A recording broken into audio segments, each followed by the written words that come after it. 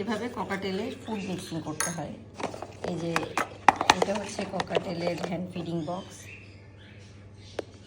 এগুলোকে বাসায় মিক্স করেও বানানো যায়। এটা একটু পাতলা হয়েছে কনসিস্টেন্সি, তো আমি আরেকটু হালকা করে মিক্সড করে নেব ওর মধ্যে, যাতে কনসিস্টেন্সিটা একটা গাঢ় হয়। এটা আমি আমার 2টা ককাটেলের জন্য দিব।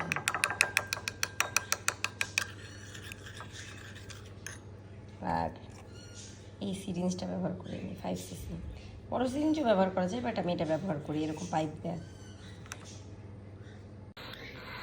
হ্যাঁ রাবিয়া,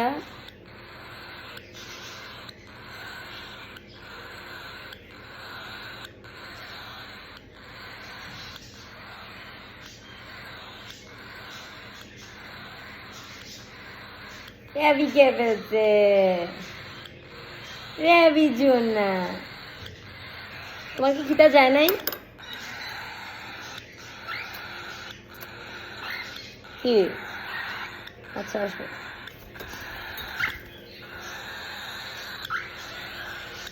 আচ্ছা আচ্ছা আচ্ছা, কি তোমার খিদা যায় নাই?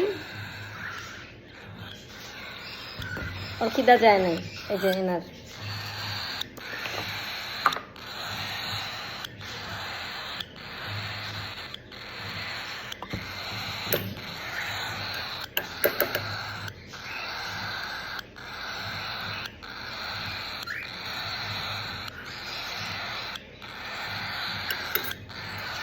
হ্যান্ড ফিডিংটা আসলে এতটা ইজি না, বেশ কঠিন কাজ।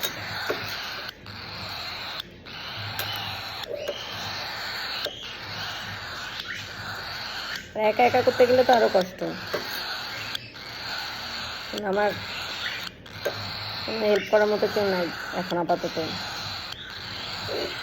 এই যে বাটি থেকে ফুড নিচ্ছে এভাবে। এর খিদা যায় না, এ কামছে। আর এটা নেওয়ার পর বাতাস বের করে নিতে হবে। এই যে বাতাস বের করে নিলাম। এই যে এখন এই যে জ্বালাবে, এই যে এটা আমাকে ভয়ঙ্কর থেকেও ভয়ঙ্কর রূপে জ্বালাবে।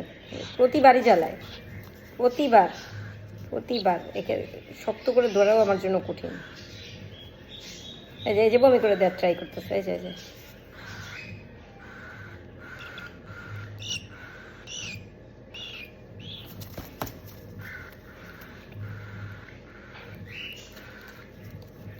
কামছে কিন্তু খাওয়ার জন্য, খিদা কিন্তু জানি।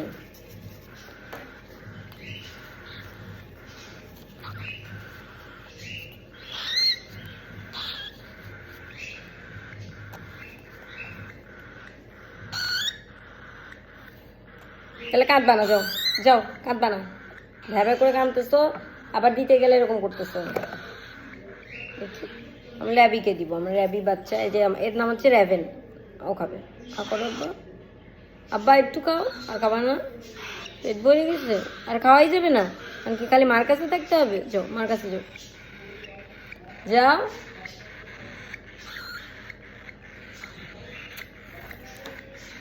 মুখের মধ্যে তো খাবার, মুখও মুখ নেই বাচ্চা খাবার।